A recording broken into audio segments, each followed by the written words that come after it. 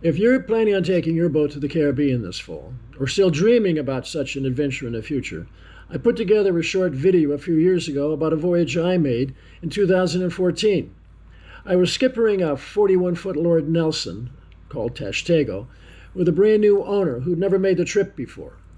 This is a good way for new owners to understand the process and get some experience.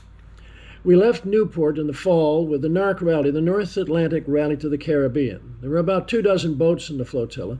It took us 5 days to get to Bermuda. We crossed the Gulf Stream, ran into a gale, weathered that, spent a few days in Bermuda, and then the next 850 miles, 7 days, down to the British Virgin Islands.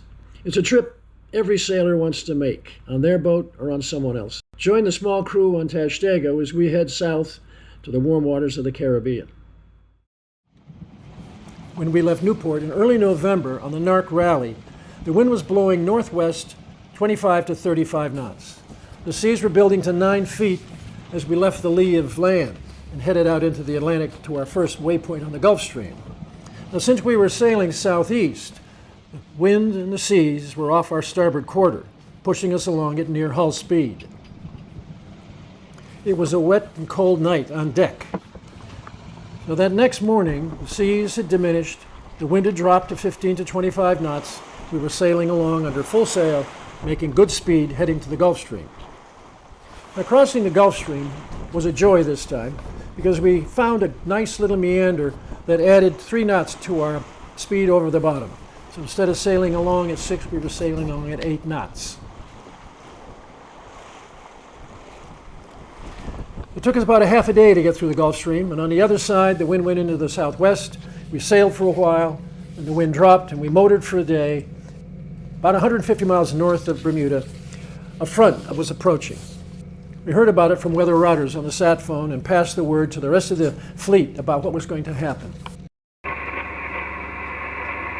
This is the NARC Radio Net, this is the yacht Tashtago. Lucky Lady, are you on tonight? Tashtago, this is Lucky Lady, over. Good evening, Francis, and where do we find ourselves tonight? We find ourselves at 35436619. Joycey is much better. We decided to really try for Bermuda, and at 4 o'clock we began motoring southwest to get as far over as possible for the upcoming wind, which appeared in the grid files I downloaded today. Over. I copy that. We are at 35 degrees 20 minutes, 66 degrees 40 minutes. We're slightly ahead of you.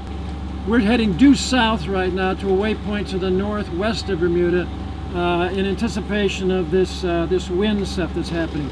Now, if anyone's out there's listening besides Lucky Lady, I just got off the horn with Weather Trackers Incorporated, and this is the report they gave me. What's that crazy wind feeder say? Morning.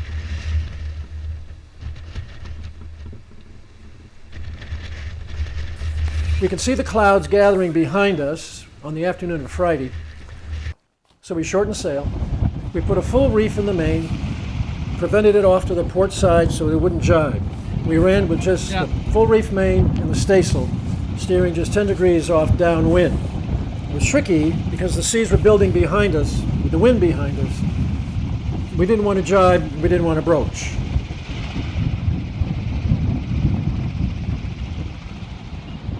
So the crews had their handful, steering the yacht and keeping it directly on course.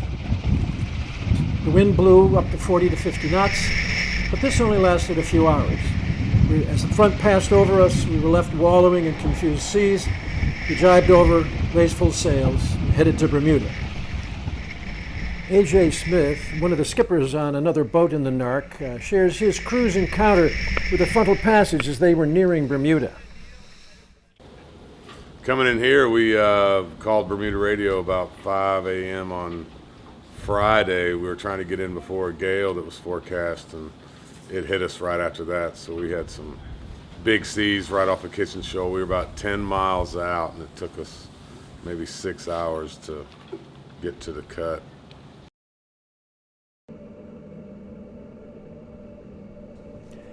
The wind shifted out of the southwest. We raised sail and headed for Bermuda.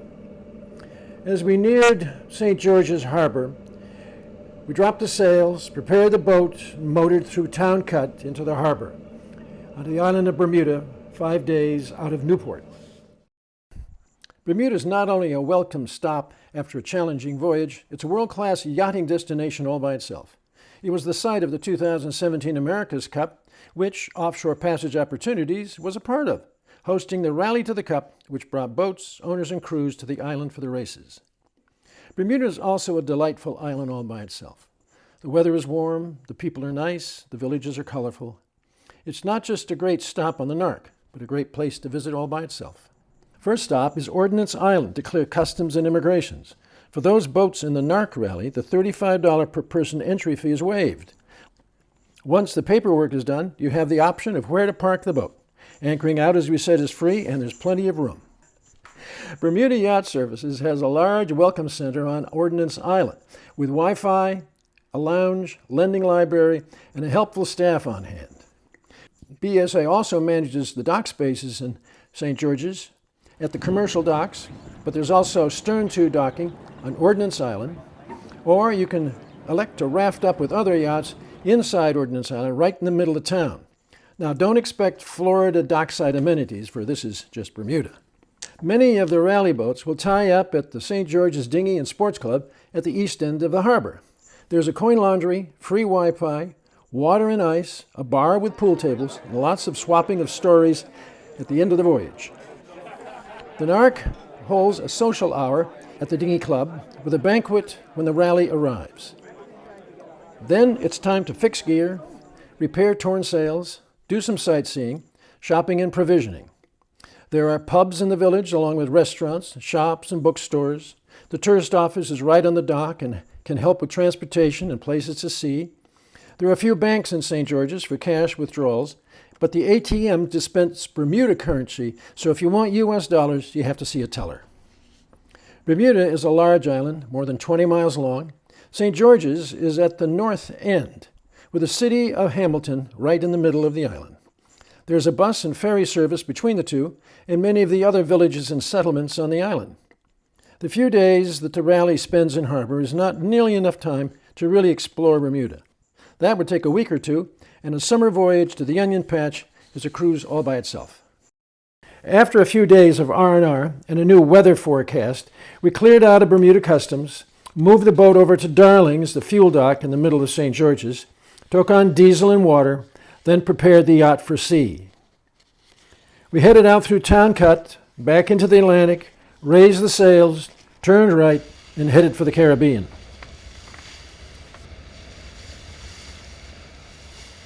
This voyage south of Bermuda to the Caribbean is the best of all. The weather is warm and sunny, the foul weather gear is off and put away, and it's shorts and t-shirts the rest of the trip. The fishing is generally pretty good, with mahi-mahi the most abundant. Now there's time to read, work on the tan, write up your personal logbook, and swap stories with the crew. The winds are usually northeast when leaving St. George's, but then 100 miles south of Bermuda, you'll run into a high-pressure cell that'll steal the wind, so we motor for a day. The winds come back out of the east a few hundred miles north of the Caribbean islands, first blowing 10 to 12 knots, then increasing to 15 to 20 to 25 knots as we enter the trade winds, around 23 to 24 degrees north. From here on, it's fast sailing with the winds on the beam at port quarter all the way into the islands. We dodged squalls and rain showers, but the sailing was steady on a port tack with the winds slightly south of east for the rest of the way. Sunsets and sunrises are dramatic, and at night, the sky is full of stars. 60 miles north of our waypoint, just north of the British Virgin Islands, we eased the main and jib, steered south by southwest into the islands, the wind and the seas now on our port quarter.